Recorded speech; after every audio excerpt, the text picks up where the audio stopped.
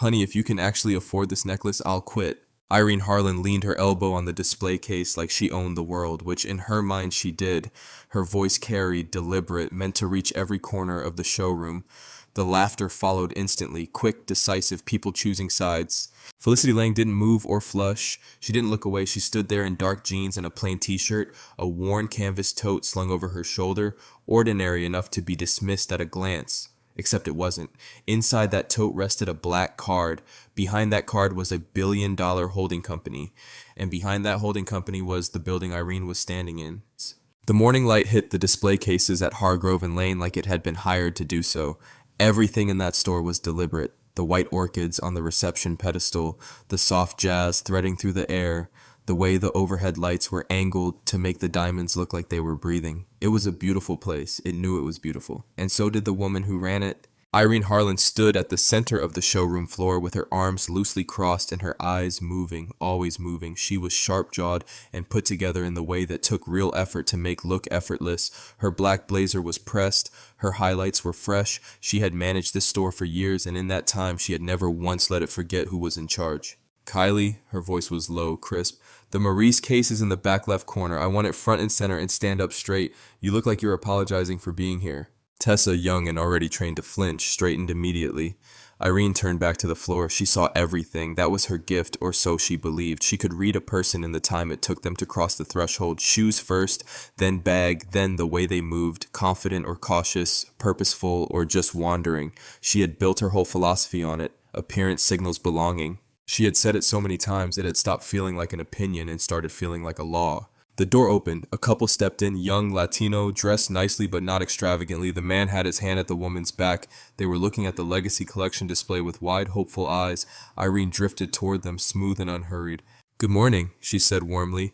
"Are you looking for something in particular?" "We were hoping to see the..." "Oh, you'll love our celebration collection." She was already steering them, hand gesturing gracefully toward a case near the far wall. Beautiful pieces, very accessible price points, really lovely for anniversaries. She smiled the whole time. She never raised her voice. She never said anything cruel. She didn't have to. The couple followed her because people usually did when they were being redirected by someone confident enough. Irene was back at her post quickly. A man walked in mid-50s wearing a rumpled jacket and carrying a coffee cup. Unremarkable, except that Irene had seen his photograph recently in the program for a major arts gala. She was across the floor in moments. "Mr. Herman, welcome back." She extended her hand. "We have the Langley piece reserved for you. Can I offer you anything while you wait?" He looked mildly surprised she remembered him. She always remembered. The door opened again. Irene didn't look up right away. She was reviewing a receipt at the front desk, but she felt the shift in the room, the small, instinctive thing that happened when her staff clocked something and didn't know how to handle it. She looked up. The woman who had just walked in was black, in her early 30s and dressed in the plainest way imaginable. Dark jeans, a simple t-shirt, leather sneakers, not designer, just clean, no jewelry, no statement bag, just a worn canvas tote hanging from one shoulder. Her hair was natural, pulled back without fuss. She looked young, unbothered, like someone who had somewhere better to be and had stopped in anyway. She did not look around the store the way most people did. She didn't crane her neck at the displays or slow down near the entrance to take it all in.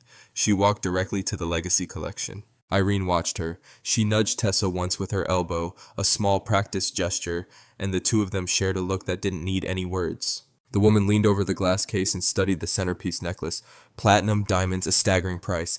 She studied it the way you study something you are genuinely considering, not dazzled, not intimidated, just looking. Then she straightened and glanced toward Tessa. "Excuse me, could I see that necklace up close?" Tessa hesitated a half second too long. She looked at Irene. Irene set down the receipt, smoothed the front of her blazer with one hand, and began walking across the floor. Her heels were silent on the marble, her smile already forming, the particular smile she reserved for certain kinds of conversations, the kind she'd had 100 times before, the kind she had always won. Irene arrived at the display case the way she always did, like she owned it. She positioned herself between Felicity and the velvet tray without making it look intentional. It was a move she had perfected, a half step, a slight angle of the shoulder, enough to create a barrier without technically being one. She clasped her hands in front of her and let her smile settle into place like a mask she'd worn so long it had started to feel like skin. "Hi there." Her voice was warm, friendly even, but it was the kind of friendly that had a locked door behind it. "Can I help you find something?" Felicity looked up from the case. "Yes, I'd like to see that necklace." She pointed to the centerpiece, platinum setting, graduated diamonds, the kind of craftsmanship that took a master jeweler months to complete. Could you take it out for me? Irene's smile didn't move, but something behind her eyes did. Of course. She paused just long enough. I do want to make sure you have all the information first because this particular collection, she gestured at the case with one manicured hand. It's our legacy line. It's quite specialized. The piece you're looking at starts at several $100,000, and the centerpiece necklace specifically is priced at over $1 million.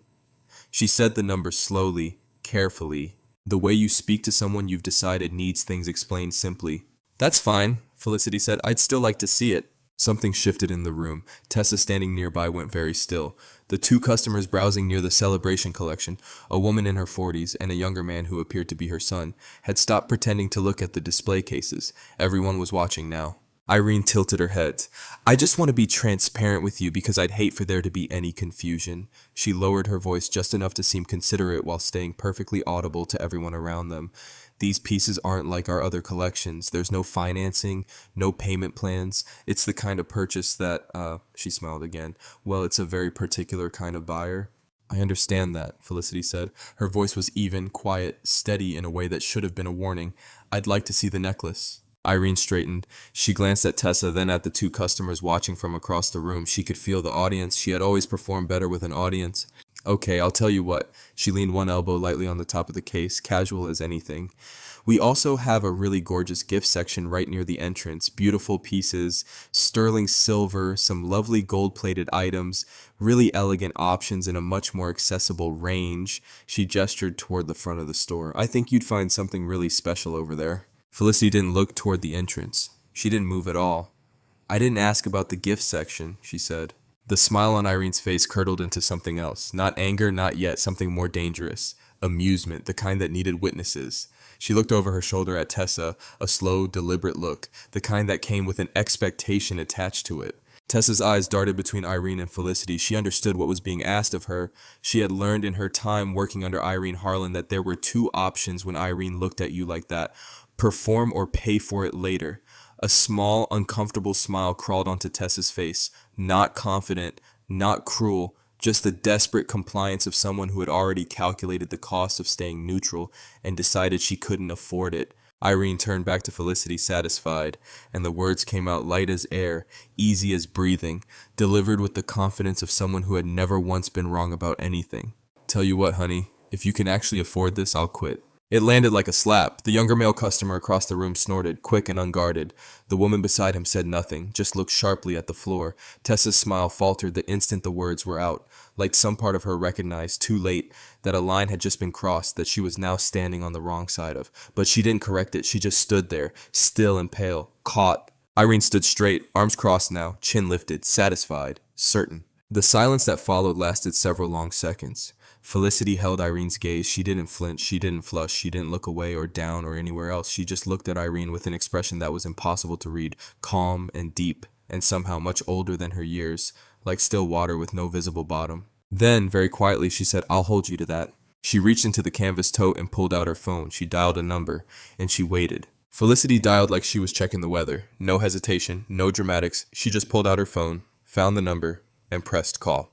Standing right there at the display case with the canvas tote on her shoulder and the centerpiece necklace still locked behind glass in front of her. Irene watched from 2 feet away. She kept her arms crossed and her expression loose, the way you look when you're trying to appear unbothered. And mostly succeeding. She had seen this before, the slow reach for the phone, the performance of having someone important to call. She had called the bluff on women like this a dozen times. It always landed the same way. Felicity held the phone to her ear. When the line connected, she spoke 3 sentences, short ones. She gave her name, she gave the store's name, she said she needed a moment of someone's time, then she hung up. That was it. She slid the phone back into her tote and returned her attention to the display case, studying the necklace again with the same calm, unhurried focus she'd had when she first walked in, like the call was already handled, like whatever needed to happen was already in motion, and she could afford to be patient. Irene waited for something more. Nothing came. She exhaled through her nose, barely audible, and drifted back toward the front desk. She had a store to run. Tessa was hovering near the celebration collection, straightening things that didn't need straightening. The 2 customers who had been watching had gone back to their browsing, or pretending to. The showroom resettled into its usual quiet rhythm. Minutes passed, the store's landline rang. Irene picked it up at the front desk, half distracted, reaching for a pen out of habit. Hargrove and Lane, Fifth Avenue, this is Irene. Irene. The voice on the other end stopped her cold. It was Martin Hale, not his assistant, not a forwarded call. Martin himself, CEO of Hargrove and Lane, calling from his office. His voice was the kind of calm that meant the opposite of calm, measured, tight, like a man holding something fragile with both hands and walking very carefully. I need you to listen to me. Irene straightened. Of course. Is the woman on your floor the one you've been speaking with at the Legacy Collection? The pen in Irene's hand went still. Her name is Felicity Lang. Her holding company is Lang Global. Does that name mean anything to you? It didn't, not immediately, and then, slowly like a light coming on in a dark room, it did. Lang Global, she had seen that name somewhere, a financial brief, a board memo that had been passed around the management team. The kind of document that most store managers skimmed and filed without reading fully. Meridian Luxury Group, Hargrove and Lane's parent corporation, had brought on a major institutional investor, a significant one. Irene started. She is the primary institutional investor in Meridian Luxury Group, Martin said. Her holding company owns a controlling position, which means she holds an indirect ownership stake in every Hargrove and Lane location. Another pause, longer this time, including the one you are standing in right now. The pen dropped onto the desk. Irene didn't reach for it. I need you to hear me very clearly. Martin's voice had not risen. It didn't need to. Whatever Ms. Lang requires, you provide it, immediately, without question. Do you understand me? Yes. The word came out smaller than she intended. Good. The line went dead. Irene stood at the front desk for a moment that felt much longer than it was. The store continued around her, the soft jazz, the cool air, the light bouncing off the cases, completely indifferent to the fact that the floor had just dropped out from under her. She set the phone down carefully. Then she looked up. Felicity Lang was still at the Legacy Collection display, still standing in her dark jeans and her plain t-shirt and her canvas tote. She hadn't moved, hadn't checked her phone again, or shifted her weight, or done any of the small restless things people do when they're waiting to be proven right. She was just standing there, patient as stone, waiting to see what happened next. Irene Harlan had never moved so carefully in her life. She retrieved the velvet tray from the back with both hands, walking the length of the showroom like someone carrying something that could shatter. Except it wasn't the tray she was afraid of dropping. It was herself, her composure, the years of authority she had built in rooms exactly like this one, now balanced on the edge of a single phone call she hadn't seen coming. She set the tray on the counter in front of Felicity, and stepped back. Ms. Lang. The name felt foreign in her mouth. Minutes ago she hadn't known it. Now it was the only word in the room that mattered. I want to start by saying that I apologize if our earlier conversation came across in a way that was... The necklace, Felicity said, not unkindly, not sharply, just directly, like a door closing on a conversation that didn't need to happen. Irene stopped talking. Felicity leaned forward over the tray. She looked at the necklace the way a person looks at something they have already decided about. Not with longing, not with hesitation, but with the quiet attention of someone confirming what they already know. Her eyes moved over the setting slowly, the platinum band, the graduated diamonds stepping down from the center stone in a clean, deliberate arc. The platinum grade on this, she said, is it 950 or 900? Irene blinked. 950. And the center stone, the certification, GIA? Yes. Internally flawless, D-color. Felicity nodded once, like the answer had confirmed something she'd suspected. She tilted her head slightly, studying the setting from a different angle. The prongs are handset. They are. Irene's voice was steadier now, pulled back into familiar territory by the questions. Our master jeweler in Antwerp, the setting alone is months of work. I can see that. Felicity straightened. She looked at the necklace one more moment, then she looked at Irene. I'll take it. The room went absolutely silent, not the polite, curated silence of a luxury showroom, something different, something electric. Tessa, standing near the service counter, stopped breathing for a visible second. The woman in her 40s, who had been watching from across the room, lowered her phone without realizing she'd done it. Even the jazz seemed to quiet, as though the store itself was paying attention. Irene's mouth opened, then closed. Of course, she said. Of course, yes. She reached beneath the counter for the transaction materials. Her hands were not steady. She kept them below the counter's edge as much as possible, willing them to cooperate, furious at herself for the trembling she couldn't entirely control. She placed the transaction form on the counter and slid it across. Felicity set the canvas tote down at her feet, opened it, and produced a single card. Black, matte, no visible account number on the face of it, just her name in small silver letters. She placed it on the counter without ceremony. Over $1 million. Irene processed the transaction herself. She didn't call Tessa over. She didn't hand it off. Some part of her understood, without anyone telling her, that she needed to do this herself, that this was something she had to stand inside of and feel completely. The confirmation printed. The receipt was long and formal and said everything a receipt needed to say. Irene placed the necklace back in its velvet box with hands that had finally steadied, mostly out of necessity. She folded the receipt, slid it into the branded envelope, set the box inside the signature carry bag, ivory, with the Hargrove and Lane crest embossed in gold on the side. She placed it on the counter. Felicity picked it up, opened her canvas tote, put it inside, then she turned and walked toward the door. The whole room watched her go. Nobody said anything. Tessa had found something on the service counter to stare at. The two customers who had witnessed everything, the woman in her 40s and the young man beside her, were completely still, watching with the wide, unblinking attention of people who understood they had just seen something they would be describing for a long time. Felicity reached the door. She stopped. She turned. Just her head, looking back across the length of the showroom to where Irene stood behind the counter, receipt still in her hand. The look on Felicity's face was not anger, it was not satisfaction, it was something far quieter and far more devastating than either of those things. It was pity. "You still have a job," she said, her voice carrying easily across the still room. "Because I didn't ask for you to lose it." She let that sit for a moment. "Think carefully about why." She pushed the door open and walked out into the afternoon light. The door swung shut behind her, and Irene Harlan stood exactly where she was, holding a receipt for over $1 million, alone in the silence she had made. Felicity's penthouse was quiet in the way that expensive places are quiet, completely, deliberately, like the noise of the world had been designed out of it. She had changed out of the jeans and t-shirt and was sitting on the couch in a loose sweater, the television on low, a glass of water on the table in front of her. The ivory Hargrove and Lane bag sat beside it, the velvet box inside undisturbed. She hadn't opened it again. She didn't need to. The necklace wasn't the point. It had never been the point. She watched the news without really watching it. The day had settled into her bones the way difficult days do, not loudly, but with a dull, persistent weight. She was tired. Not broken, just tired. She thought about Irene's face when Martin's call came through, the way the color had left it. She thought about the receipt and the trembling hands and the pity she had felt. Real pity, not a performance. Standing at that door, she turned off the television and went to bed. She thought it was over. She found out it wasn't the next morning. Her phone was on the nightstand. She reached for it out of habit before she was fully awake, and the first thing she saw was a text from a college friend she hadn't spoken to in months. "Did this happen to you yesterday?" There was a link below it. Felicity sat up. The clip was under a minute-long, shaky shot from across the showroom on someone's phone, captured at an angle that caught the tail end of the confrontation. You could see Felicity at the counter, her back straight, her expression unreadable. You could see Irene leaning on the case with that loose, theatrical confidence. You could see Tessa's uncomfortable smile. You could see the younger male customer's snort of laughter, brief and damning. The audio was partially muffled by distance, but Irene's final line came through clearly enough. "If you can actually afford this, I'll quit." The account that posted it belonged to someone named Petra Vance. Her bio described her as a lifestyle and culture writer. She had hundreds of thousands of followers. Her caption read, "Watched a store manager publicly humiliate a black woman at a luxury jewelry store today. Smiled the whole time she did it. This is what discrimination looks like when it wears a blazer." The post had been live for hours. It had been shared millions of times. By mid-morning, Felicity's phone had filled up with messages from people who recognized the store, the display case, the interaction, everything except her name. Petra hadn't known who she was. Nobody in that store had thought to find out. The woman in the clip was simply a black woman, unnamed, unidentified, which meant the story was being written entirely without her. By later that morning, it had millions of views. Hargrove and Lane responded. The statement came through their communications firm and landed on every major news platform within the same hour.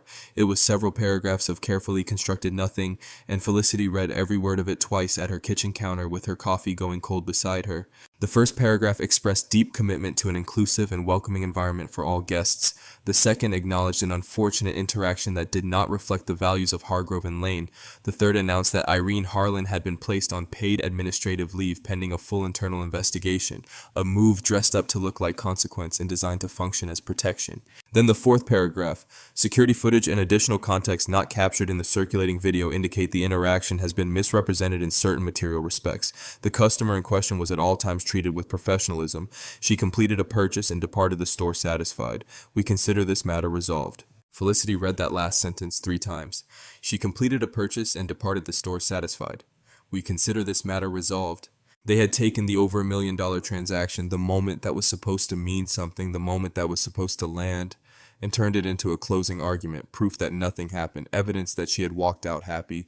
They had used her own money to build the wall. Irene was on paid leave, not fired, not facing anything real, sitting at home, collecting a paycheck, waiting for a news cycle to end. Felicity set her coffee cup down on the counter.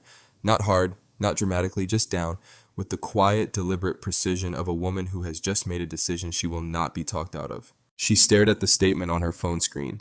They had protected Irene.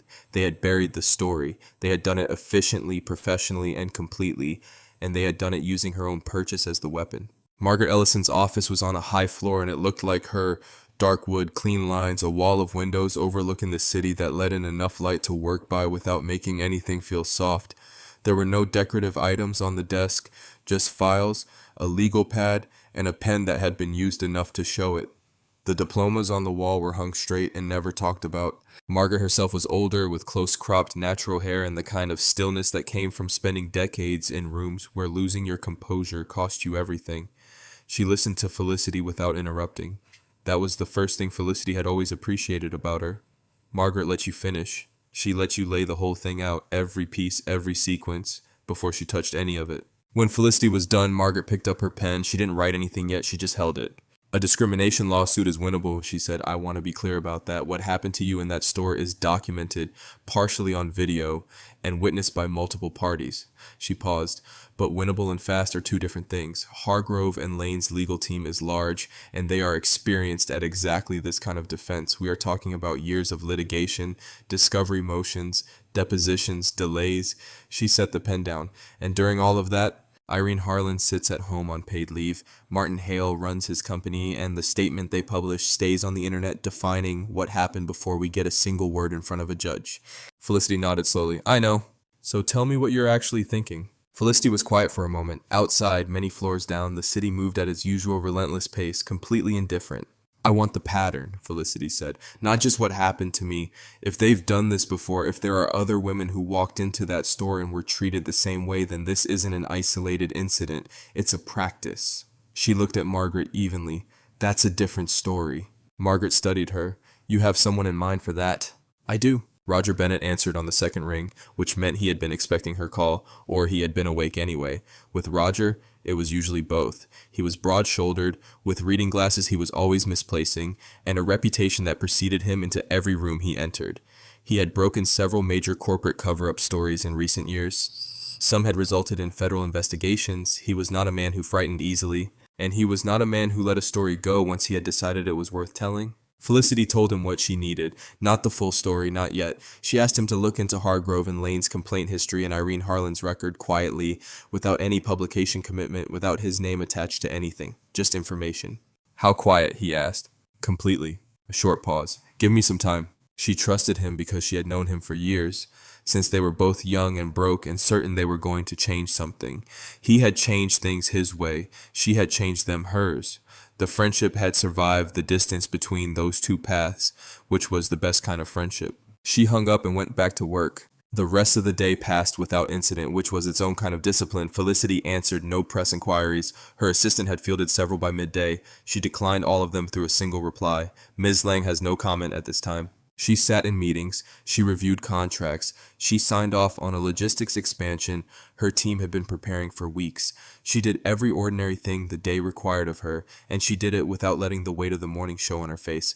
But it was there. It sat behind everything, behind the meetings and the contracts and the phone calls, like a low sound you can't unhear once you've noticed it. The fourth paragraph of that statement. She completed a purchase and departed the store satisfied. By evening, Roger called. His voice carried the specific quality it got when he had found something worth finding. Not excited, not dramatic, just focused. Stripped down, several formal discrimination complaints over the years, all settled quietly, every single one buried under a non-disclosure agreement. A beat. 3 of the complainants were black women. Felicity sat very still at her desk. Find them, she said. The next morning came in gray and cold. Felicity was at her desk early, working through a contract review that had been waiting. Before all of this, before the store, before the statement, and the video, and the fourth paragraph she couldn't stop hearing, she had learned a long time ago that work was the most honest thing available to her. It asked straightforward questions and accepted straightforward answers. It did not profile her at the door. Her assistant Marcus knocked. Martin Hale is on line 2, he said. He called personally, no assistant. Felicity looked up from the contract. When the CEO of a company calls without going through his own assistant first, it means one of 2 things. Either something has gone very wrong, or he wants you to believe that it hasn't. Put him through, she said. She picked up the line. Mr. Hale? Ms. Lang. His voice was warm, practiced, the kind of warm that costs money to develop. Thank you so much for taking my call. I know you're an extraordinarily busy woman, and I genuinely appreciate the time. She said nothing. She let him have the silence. I wanted to reach out personally, he continued, because I think it's important that you hear directly from me how deeply sorry I am about what occurred at our Fifth Avenue location. What you experienced was completely unacceptable, and I want you to know that we are taking the situation with the full seriousness it deserves. It was a good opening, smooth, genuinely difficult to argue with on the surface. The investigation is ongoing, he said, and I can assure you that appropriate action will be taken. Irene Harlan does not represent our values, and her behavior does not reflect the standard we hold for every guest who walks through our doors. I appreciate you saying so, Felicity said, neutral, even. A brief pause, then Martin shifted, barely perceptibly like a man adjusting his footing on uncertain ground. I also want to be candid with you because I respect you too much to be anything less. He let that land for a moment. There's been a great deal of public attention on this situation over the past couple of days, and I think we both understand that when something like this escalates, when it moves from an internal matter into a very public campaign, the effects can be broad. They can touch things that neither of us necessarily intends. Here it was. Meridian's share value has already moved since the video circulated, and given your position with the group, Ms. Lang, I think you understand that any further escalation would have implications that extend well beyond Hargrove and Lane. He paused again. I would hate for a situation that is already being addressed internally to cause collateral damage to investments that matter to both of us. He was asking her to protect her own money by staying quiet. The audacity of it was almost beautiful. I hear you, Martin, Felicity said. Her voice was perfectly pleasant. Thank you for calling. A beat of surprise on his end. He had expected more resistance or more capitulation. Either would have told him something useful. She gave him neither. Of course, he said. I'll be in touch. She hung up. She sat for a moment with her hand still resting on the phone. Then she picked it back up and dialed her financial advisor. Begin liquidating my full position in Meridian Luxury Group, she said. All of it. Start this afternoon. By that evening, Hargrove and Lane's PR firm had made their next move. Felicity found out through Marcus, who had been monitoring the news coverage as she had asked. A morning show, one of the large national ones, the kind with a cheerful set and a live studio audience, had announced a segment for the following day, a special interview with Irene Harlan. The preview clip was short and had already been viewed millions of times. Felicity watched it on her desktop. Irene sat across from the host in a cream-colored blouse, her hair down, her expression calibrated to something between wounded and resolute. The chyron beneath her read, "Facing the mob, a manager speaks out." In the clip, Irene's voice was soft and controlled. She talked about being devastated by the way the interaction had been taken completely out of context. She did not name Felicity. She didn't have to. The framing did the work for her. Felicity watched it once. She did not watch it again. She picked up her phone and called Roger. "How much do you have?" she asked. The next morning arrived with the particular tension of a day that already knows what it carries. Roger was waiting in Margaret's conference room when Felicity arrived. He had a manila folder on the table in front of him and the expression of someone who had been up since early, not because he couldn't sleep, but because he hadn't tried. Margaret sat across from him, legal pad open, pen in hand. The coffee in the center of the table was fresh. Nobody had touched it. Felicity sat down. Roger opened the folder. "I found one of them," he said. "One of the black women who filed complaints against Hargrove and Lane." He slid a single page across the table. "Her name is Julie Ellison. She's older, lives in Queens, spent years in retail management before she filed her complaint." He paused. "She signed the NDA weeks after filing. Settlement amount is sealed, but based on the legal firm involved and the speed of resolution, I'm estimating somewhere in the mid-six figures." Margaret picked up the page, read it without expression. "She signed willingly?" Felicity asked. Roger took off his reading glasses and set them on the table. "She signed because she had no real choice. Single mother, couldn't fund a prolonged legal battle. Hargrove and Lane's attorneys made clear very politely that they were prepared to drag the process out as long as necessary." He folded his hands. "She needed the money, so she took it and she signed and she went home. And she has been carrying this story alone for years." The room was quiet for a moment. "Does she want to talk?" Margaret asked. "Not on record, not yet, but through a mutual source I was able to make contact and she's willing to speak informally. Enough to corroborate the pattern, enough to confirm that what happened to Felicity wasn't an accident or an aberration." He looked at Felicity directly. "It's how they operate." Felicity nodded once, slowly. The second call that morning came from a number Felicity didn't recognize. She almost let it go to voicemail. She answered on the last ring. "Ms. Lang." The voice was young, careful. "My name is Petra Vance. I think you know who I am. I got your number through. It's a long chain. I'm sorry. I wasn't sure if you'd pick up."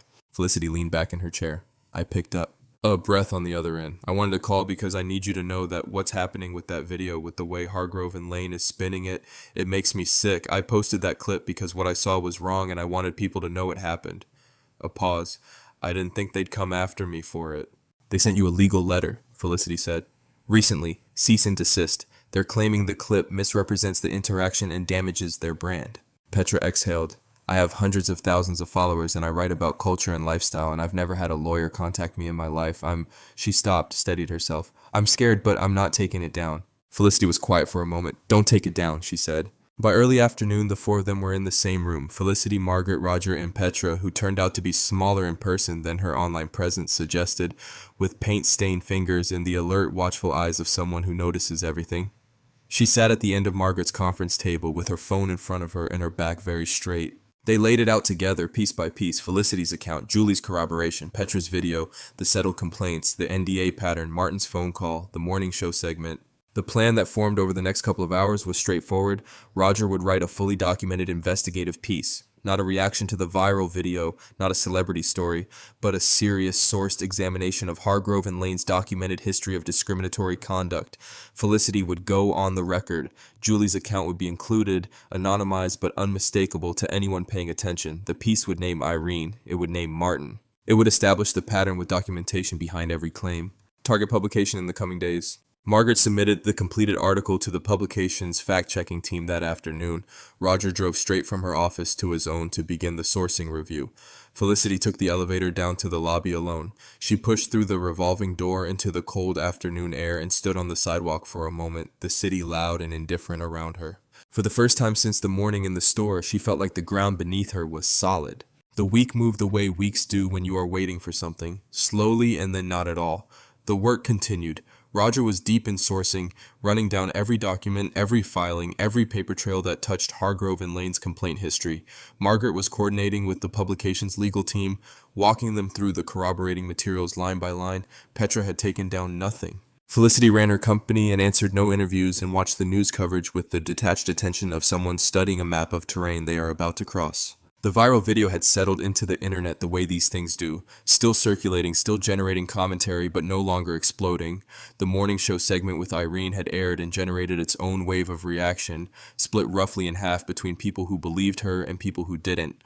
Hargrove and Lane's paid leave announcement had bought them just enough goodwill with the portion of the public that wanted to believe institutions self-corrected when pressed. By later in the week, the article was close to publication. Felicity was at her desk in the evening, working through a logistics brief her team had sent over when her phone rang. She looked at the screen. Julie Ellison. She picked up immediately. Julie was crying before the first word came out, not quietly, the kind of crying that has been held back for hours and finally given up trying to stay contained. Felicity set down her pen and waited, giving her the space to find the beginning of what she needed to say. It took a moment. They called me, Julie finally managed. They're lawyers. This morning. I don't know how they knew, Felicity. I don't know how they found out. Felicity's hand tightened slightly around the phone. Tell me exactly what they said. Julie walked her through it in pieces, her voice breaking and steadying and breaking again. The call had come that morning from a senior attorney at the firm that had handled Hargrove and Lane's original settlement with her years ago.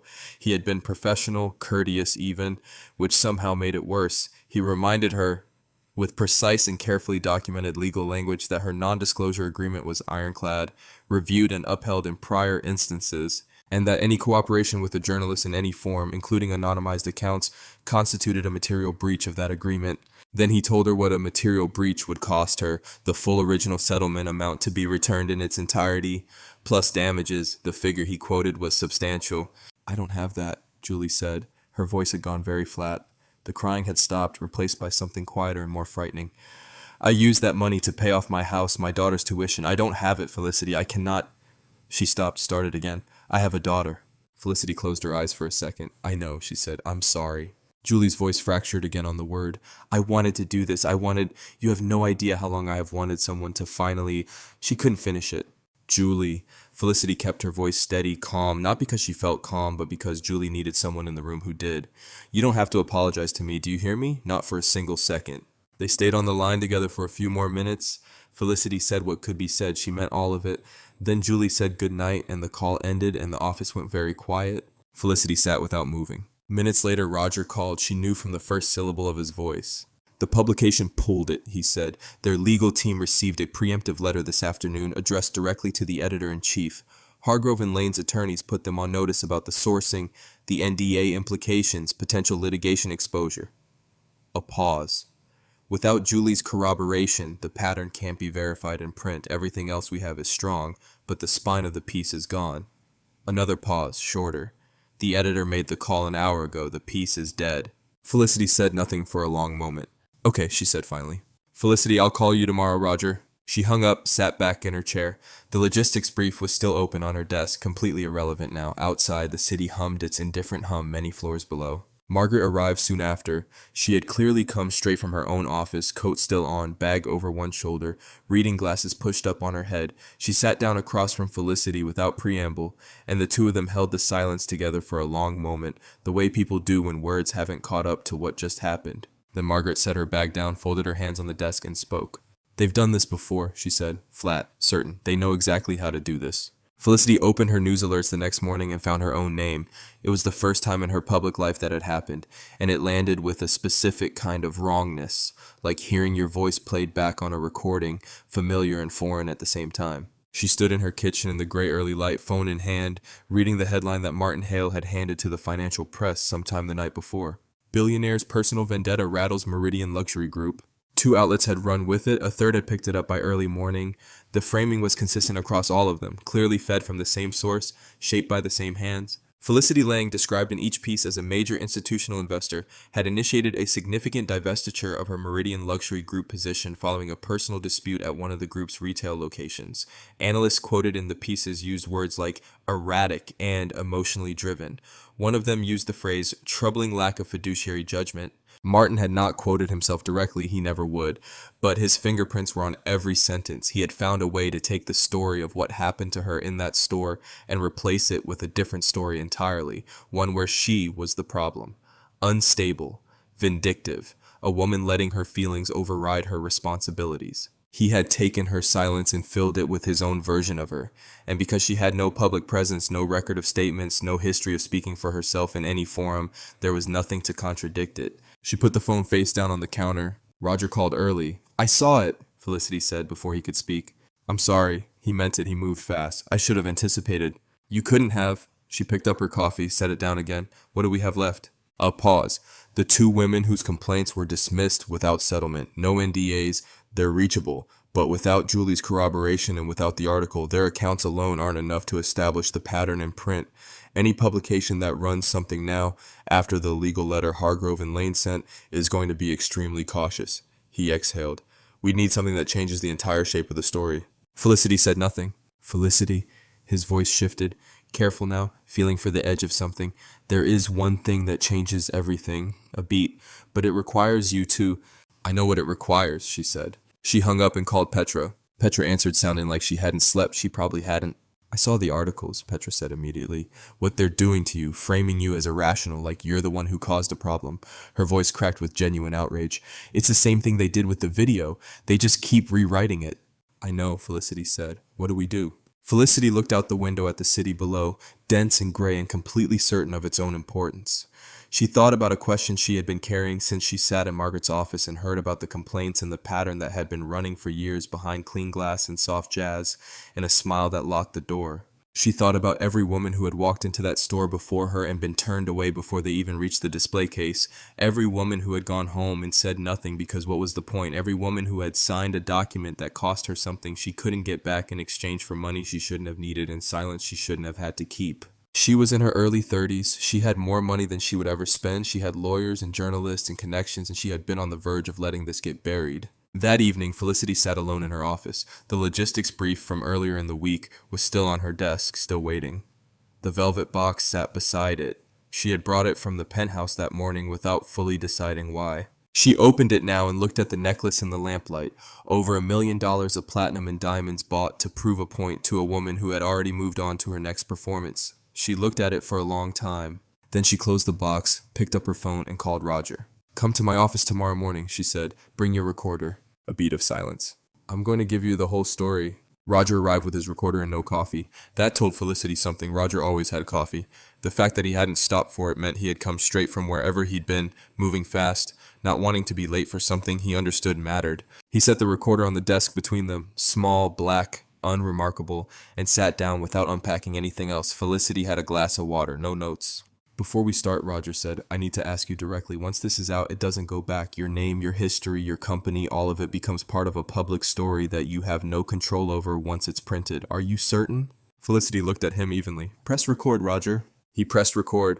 She started at the beginning, not the day in the store, the real beginning. Southeast Washington, D.C., a neighborhood that the rest of the city looked through rather than at. A 2-bedroom apartment above a dry cleaner where the smell of chemical solvent lived permanently in the carpet and the walls. Her mother, Susan, a woman with hands that were always moving, always working, who cleaned houses 6 days a week for families who never learned her last name, who came home on Sunday evenings and sat at the kitchen table and counted what she had earned, stacking the bills in careful columns with a precision that Felicity had watched so many times she could still see it perfectly. She talked about watching her mother move through those houses, efficient and invisible. She talked about understanding very young what it meant to be seen as a function rather than a person. She talked about deciding somewhere around the age of 9 that she was going to build something that nobody could take away from her. She talked about the first business, a modest loan from a credit union that had made her prove herself multiple times before approving it, a logistics operation out of a rented garage, running contracts that larger companies didn't want to bother with. She talked about the years of long weeks and the accounts that went wrong and the partners who underestimated her and eventually regretted it. She talked about the money coming, not all at once but steadily, the way a tide comes in, first enough to live differently, then enough to operate differently, then enough that it stopped being the primary thing she was tracking.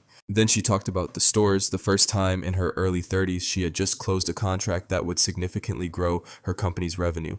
She walked into a luxury watch boutique wearing work clothes. She had come straight from a site visit, and a sales associate followed her for what felt like forever before asking her to leave. She had not yet been a millionaire for long. She went home and said nothing to anyone. The second time she was building the business, not yet wealthy in any visible way, a clothing store on Michigan Avenue in Chicago, a security guard who kept drifting into whatever aisle she was in, close enough to make the point without making a scene. She left without buying anything. She told herself it wasn't worth the energy. And then the day in the store. In her early 30s, a billion-dollar holding company, a building she partially owned, and a woman in a blazer pointing her toward the gift section. She laid out every financial document, the Meridian stake, the terms of her institutional position, the divestiture she had initiated. Then she reached into her desk drawer and produced her phone and played Roger the recording of Martin Hale's call. New York State allowed one-party recording. She had known that. She had pressed record seconds into the conversation, the moment she understood what kind of call it was. Martin's voice came through the small speaker, warm and careful and completely unmistakably corrupt. Roger listened without moving. When it finished, he sat quietly for a moment. Then he made a note on the legal pad he had eventually pulled from his bag, the first note he had written in hours of talking. She gave him the names of the 2 women whose Hargrove and Lane complaints had been dismissed without settlement, without NDA protection, and who had agreed through Margaret's outreach to speak with him directly. She gave him everything.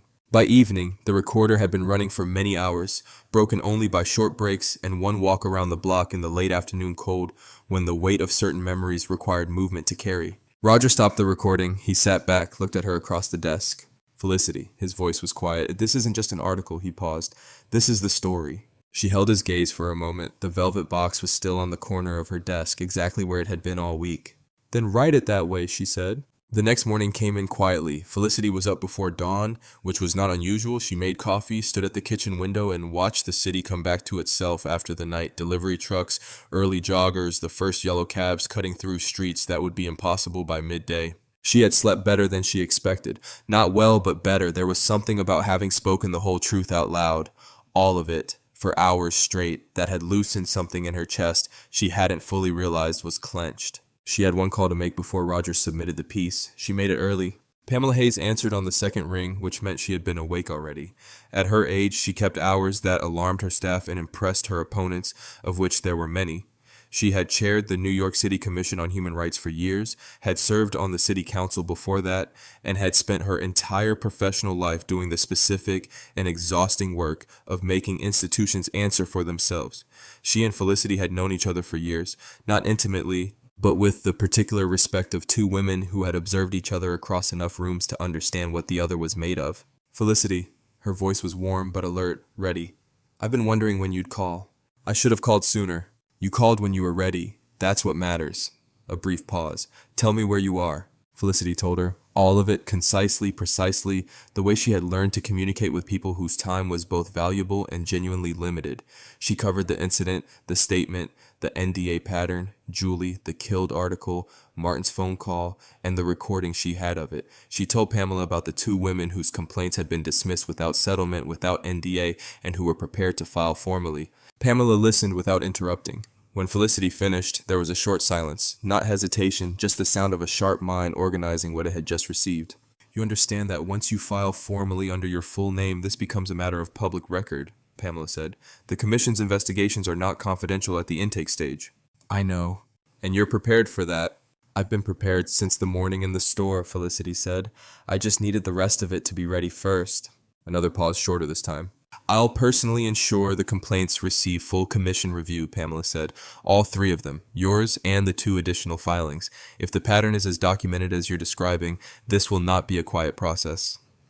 Her voice carried something underneath the professionalism, not quite anger, but its more useful cousin, resolve. It shouldn't be. No, Felicity agreed. It shouldn't.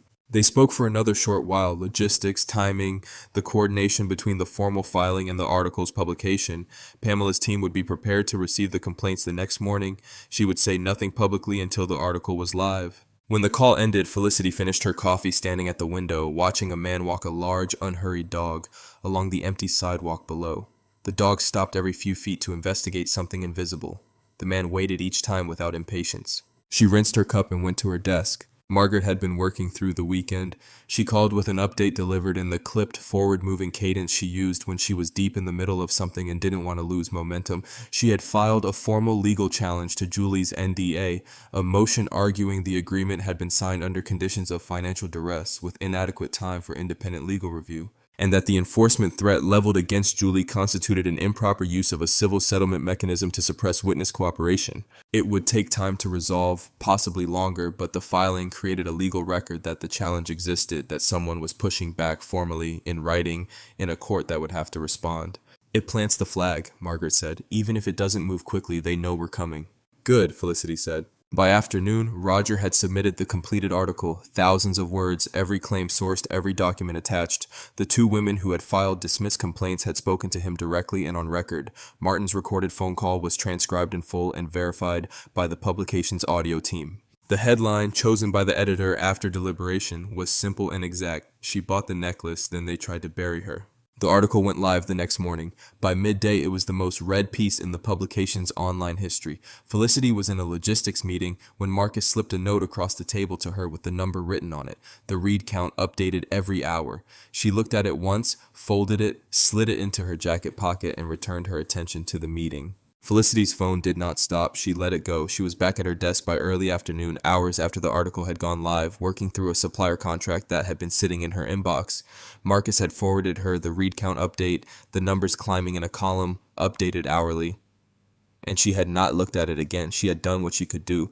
The rest of it was no longer in her hands. And she had made her peace with that, somewhere between submitting the piece and waking up that morning. The world outside her window was doing what it does. She let it. By mid-afternoon, Irene Harlan's name was everywhere. The careful positioning she had built over the past week, the sympathetic morning show appearance, the background interviews with friendly outlets, the tearful framing of herself as a woman facing a social media mob had been constructed on the assumption that Felicity would stay nameless, that the woman in the video would remain an anonymous figure, a symbol, rather than a person with a documented history and a legal recording of the CEO's phone call. The article had removed that assumption entirely. Irene was named in full. Her conduct was corroborated from 3 independent directions: Felicity's first-hand account, Petra's video with its clear audio, and the testimony of the 2 women whose discrimination complaints had been dismissed without settlement. The article described the interaction in precise, sequential detail: the redirection to the gift section, the audience she played to, the line she delivered with her elbow on the display case like she was telling a joke she'd already heard the punchline to. "If you can actually afford this, I'll quit." Printed in a sentence. Sourced, verified, permanent. By the next morning, two former Hargrove and Lane sales associates had come forward publicly, not to Roger, but to two separate outlets that had been following the story since the article broke. Both had left the company within the past couple of years. Both described, in their own words and with their own specifics, a floor culture under Irene's management that operated on a single unspoken rule: assess the customer at the door and adjust your approach accordingly. One of them used a phrase that circulated widely by that afternoon. She said Irene had a word for customers she had already decided weren't worth the time. She called them browsers. The word landed like a stone in still water. Martin Hale's strategy collapsed from a different direction. His attempt to frame Felicity's Meridian divestiture as erratic and emotionally driven had seemed on the surface like a clean move. Get ahead of the story, control the financial narrative, make her look unstable before she could make him look culpable. It had worked for a short time. Then the article published, and financial journalists who had run his version of events began reading the source documentation that Roger had spent time assembling: the NDAs, the settled complaints, the complaint suppression pattern. The timeline of Martin's phone call, placed the morning after the incident, before any investigation had occurred, asking a woman who had just been publicly humiliated in one of his stores to consider the impact on shared investments before deciding how loudly to respond.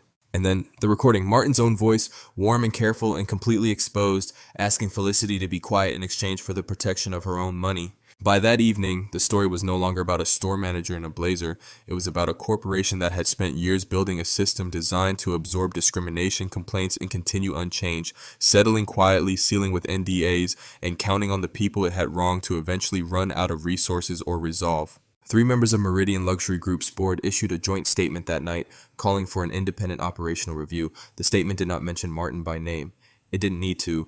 Everyone reading it understood what an independent operational review meant and who had made it necessary. The next morning, days after Irene Harlan had leaned on the Legacy Collection display case with her elbow and made her offer, Hargrove and Lane published a short statement announcing the temporary closure of their Fifth Avenue flagship location for internal review. Felicity read it at her desk with her morning coffee. Marcus had printed it and left it on top of her files without comment. She read it once, set it down, picked up her coffee. Outside, the city moved the way it always did, loud and indifferent and relentless. But something had shifted inside it, something small and real and permanent.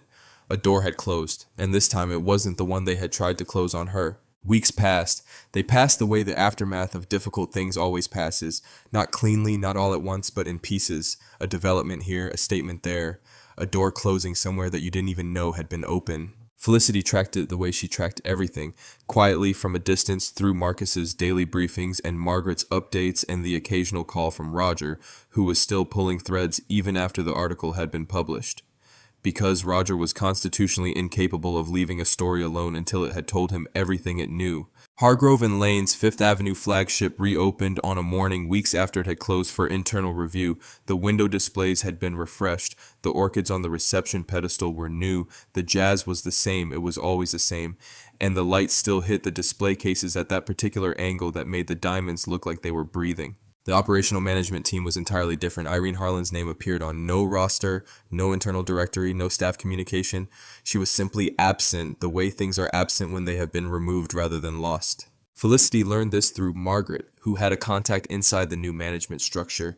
There had been no dramatic termination scene, no public announcement, no moment of visible reckoning in the store she had treated as her personal kingdom for years. There didn't need to be. The luxury retail industry was a specific and interconnected world. Everyone knew everyone. References traveled fast and reputations traveled faster. Irene had spent the weeks since the article making calls to former contacts, to competing boutiques, to the regional managers of other luxury groups she had cultivated relationships with over the course of her career. The calls were not returned. The doors that had always been open to her were not exactly closed. They were simply, quietly unavailable, no explanation offered, none needed. The career she had built entirely around deciding who belonged in beautiful rooms had locked her out of every beautiful room she knew. Felicity did not feel triumphant when she heard this. She felt the specific tired satisfaction of a thing being true that should have always been true finally becoming true. It was not joy, it was closer to relief. Martin Hale resigned from Meridian Luxury Group days after the article published. His statement was released through the company's communications firm in the afternoon, late enough to miss the morning news cycle, early enough to make the evening one. It was a few sentences. It cited a desire to pursue new opportunities and expressed gratitude for the privilege of leading the organization. It contained no acknowledgement of anything that had happened. It was the statement of a man who had decided that the most dignified exit available to him was the one that said the least. The board's independent review was ongoing. Felicity's recording of Martin's phone call had been submitted as part of the commission's formal investigation. What would come of that and when was a question for lawyers in time. But Martin Hale was no longer the CEO of Meridian Luxury Group, and the position he had used to pressure a discrimination victim into silence had been taken from him. That was enough for now. The call that mattered most came on a Wednesday afternoon. Margaret's voice, when Felicity picked up, had the particular quality it got when something had gone right after a long time of things going sideways, controlled but warm underneath. "Julie," she said simply. Felicity sat forward. Meridian Luxury Group's new legal team, operating under the board's directive to conduct a full review of outstanding legal exposure, had contacted Margaret days earlier to open renegotiation on Julie's NDA. The original enforcement threat had been quietly withdrawn. In its place, a new offer, a full release from the non-disclosure agreement allowing Julie to speak freely and publicly if she chose, and a renegotiated settlement figure, several times the original amount. Margaret had countered they had accepted without negotiation. "She can say whatever she wants to whoever she wants for the rest of her life," Margaret said, "and she is financially whole, better than whole." Felicity sat with that for a moment. "Can I call her?" she asked. "She's been waiting for you too." Julie cried for the first few minutes of the call, not the fractured, frightened crying of the day when the lawyers had called and the large figure had landed on her like something physical. This was different. This was the sound of something that had been held too tight for too long, finally being put down. Felicity let her cry. She didn't rush it or redirect it or fill it with reassurances. She just stayed on the line and waited. Because sometimes the most useful thing you can offer another person is the space to feel the full weight of what has just been lifted. When Julie finally spoke, she said, "I just want people to know it happened." "They will," Felicity said. "You can tell them yourself now." Another silence, quieter this time. "Thank you," Julie said. Felicity shook her head, though Julie couldn't see it. "You held on for years. That was you." They stayed on the line for some time more. When the call ended, Felicity sat at her desk for a long moment in the early evening quiet of her office. Then she opened her email and pulled up Margaret's summary, a single document laying out every outcome, every resolution, every door that had closed, and every one that had opened over the past weeks. She read it through once. All of it. Then she typed 2 words in reply. "Thank you, Margaret." She hit send and went back to work. Weeks after the article published, the mornings had gone back to being ordinary. That was the thing nobody told you about the aftermath of something significant, the way life eventually reclaimed its shape around it. The meetings came back, the contracts came back, the coffee went cold on the desk because she had gotten absorbed in a call and forgotten it was there. The city outside did what the city always did, which was everything all at once without pausing to acknowledge that anything had changed. Felicity had changed. She knew that, but it lived quietly in her now, the way important things do once they have finished being urgent. The envelope arrived on a Thursday morning. Marcus brought it in with the rest of the day's mail, a small stack, mostly formal correspondence, and set it on the corner of her desk. He pointed to it briefly. "That one's handwritten, no return address, postmarked Baltimore." She looked at it when she had a moment, which turned out to be mid-morning between a supplier call and a review session with her operations team. She picked it up, turned it over once, and opened it. Inside was a single sheet of lined notebook paper folded in thirds, covered front and back in careful, close handwriting, the kind of handwriting that had been taught, practiced, taken seriously. The letter was from a young woman named Destiny, 22 years old, a college junior studying business at a university in Baltimore. She wrote that she had read the article weeks ago, the full thousands of words of it, which she mentioned specifically like she wanted Felicity to know she hadn't skimmed, and that she had read it again days later, and once more the week after that. She wrote about her mother, about how her mother had always told her to dress up before going anywhere nice, to do her hair, to wear something that communicated effort, to make herself acceptable before walking through any door that felt uncertain. She wrote that she had grown up understanding this as love, which it was, and also as armor, which it also was, and also as a kind of shrinking that she had never had a word for until she read about a woman who walked into a store in dark jeans and a plain t-shirt with a canvas tote on her shoulder and did not shrink for anyone. "I never thought I was allowed to just walk in as myself," Destiny wrote. "Like myself wasn't enough to justify the space I was taking up. You made me think maybe it is, maybe I've always been enough, and I just kept being told I wasn't in ways too quiet to argue with." The letter ended simply. No ask, no request. Just a thank you, written in the same careful hand as the rest of it. Felicity read it twice. She sat for a long time after that, long enough that the review session with her operations team started without her, which had not happened in recent memory. She was not reading, she was not working, she was just sitting with the letter on the desk in front of her, and the velvet box beside it, and the particular weight of being seen clearly by someone she had never met.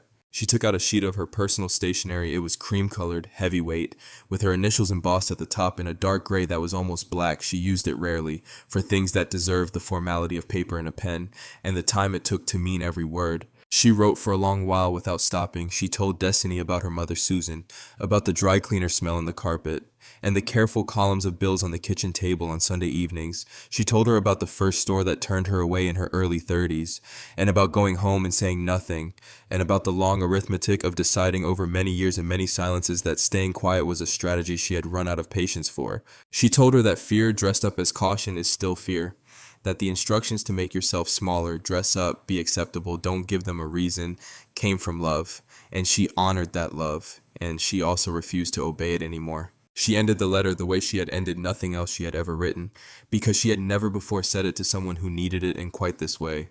They taught us that making ourselves small was protection, but smallness is not safety, it is just a slower way of disappearing. Take up your full space, child, every inch of it belongs to you. She folded the letter, sealed the envelope, set it aside for Marcus to send. Then she opened the velvet box. The necklace lay against the dark fabric exactly as it always had. Platinum and diamonds. Over $1 million. The craftsmanship of patient months in Antwerp. It caught the morning light the way it had caught the light in the store. The way it had caught the lamplight on the nights she had opened the box and sat with it and tried to decide what it meant. She had bought it because she could, because a woman in a blazer had decided she couldn't, and she had needed the world to know that woman was wrong. But it was not hers to keep. She picked up her phone and called Margaret. I need to set something up, she said. A full scholarship. The recipient is a 22-year-old junior in Baltimore named Destiny. She paused. And I need you to draft a letter of intent. On the day she graduates, I want this necklace waiting for her. A brief silence on Margaret's end. Not surprise. Margaret was not easily surprised, just the small pause of a woman absorbing something and deciding it was right. I'll have the paperwork to you by end of week, Margaret said. Thank you. She closed the velvet box gently, set it back on the corner of her desk. Outside, Manhattan moved at its relentless, indifferent pace, cabs and crowds and the low, constant roar of a city that did not pause for anyone. Inside, Felicity Lang picked up her pen and got back to work.